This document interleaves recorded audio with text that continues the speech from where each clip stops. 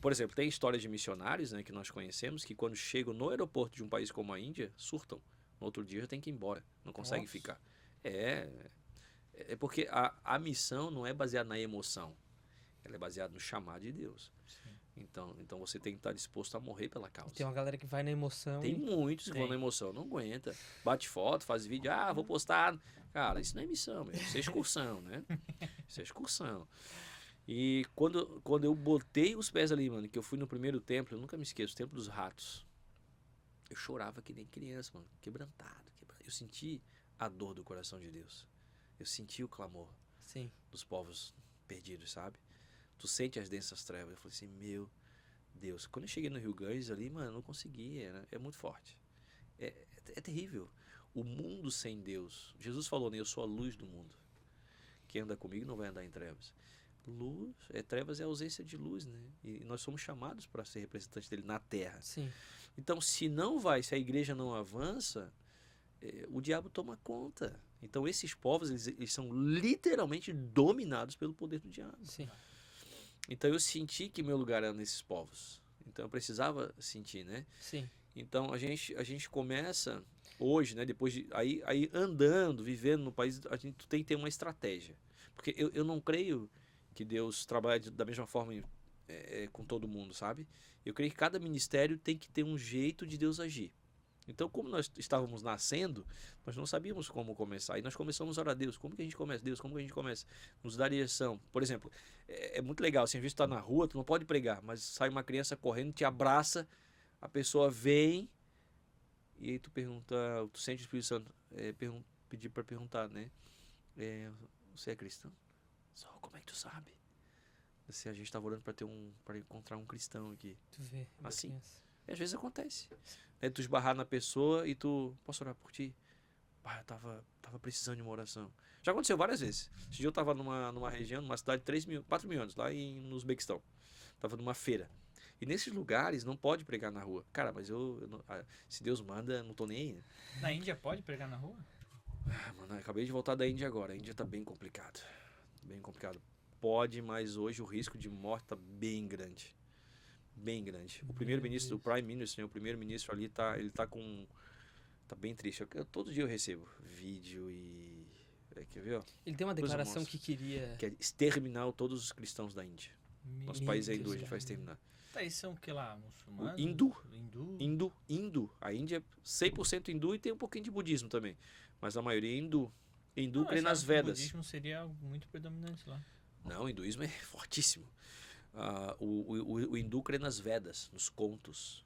Então, por exemplo, tem um rio, eles acham que foi uma serpente grande que passou por ali. Sim.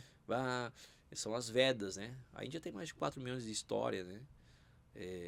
Os 2% de cristianismo que tem na Índia hoje, graças ao Tomé, o Dídimo, discípulo de Jesus. O Tomé morreu na Índia, está enterrado lá no sul.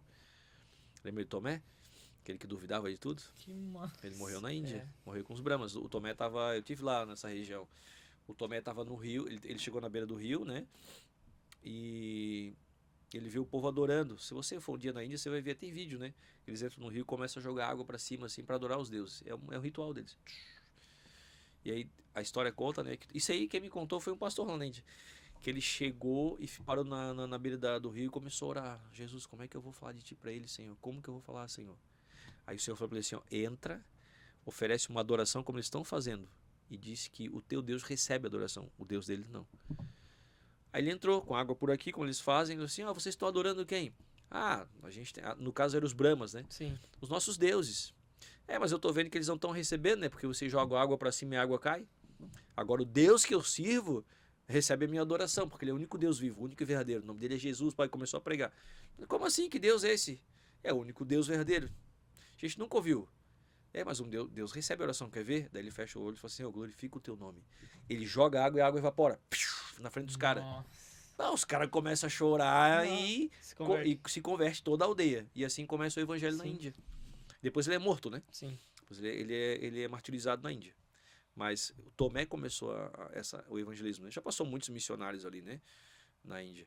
Mas é um país muito populoso e politeísta, né? Então, voltando à pergunta, né? Hoje, quando nós chegamos num país, eu vou falar o que Deus nos falou para como começar. Isso é para nós, tá? Não sei se serve para todo o ministério, né? Sim. Mas é assim que nós começamos hoje. Então a gente chega num país, nós ficamos alojados numa região assim que não tem nada, né? Aí a gente contrata um guia, um local que fala inglês. Então seria um aldeão, alguém que fala inglês que pode. Pô, tu pode me mostrar a cultura do teu país, visitar umas regiões, Vocês se blá, blá, blá. comunicam em inglês. Só em inglês, all in English. Ele se comunica, tu pega um deles lá, e eles ficam felizes da vida, porque imagina, você vai alugar um carro com eles, um tuk-tuk daquele, vai passear, Sim, sim. né? Você vai fazer amizade com um tribal, com um nativo. Sim. E aquela pessoa vai ser a primeira pessoa que tu vai pregar o evangelho.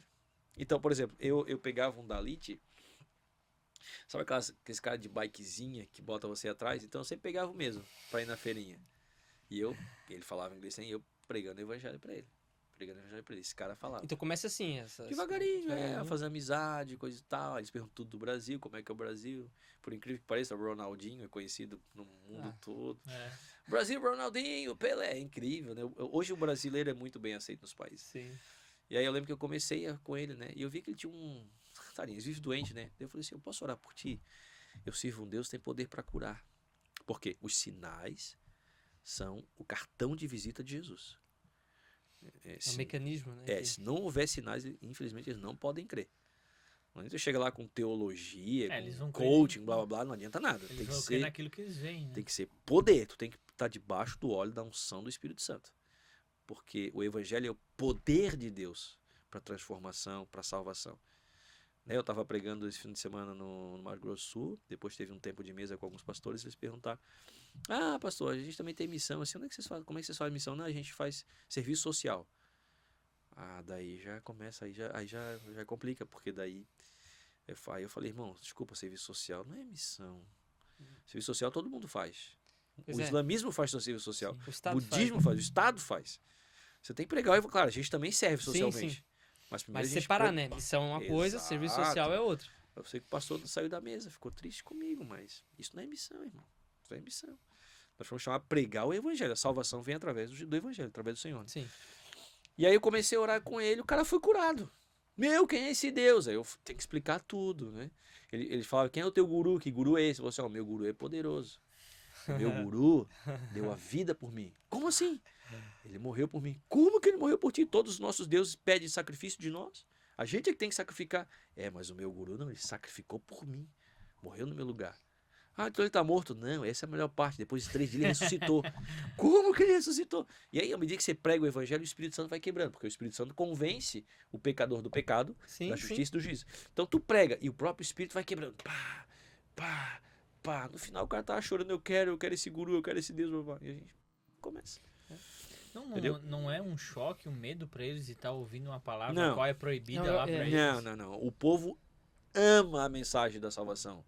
Quem odeia são os líderes.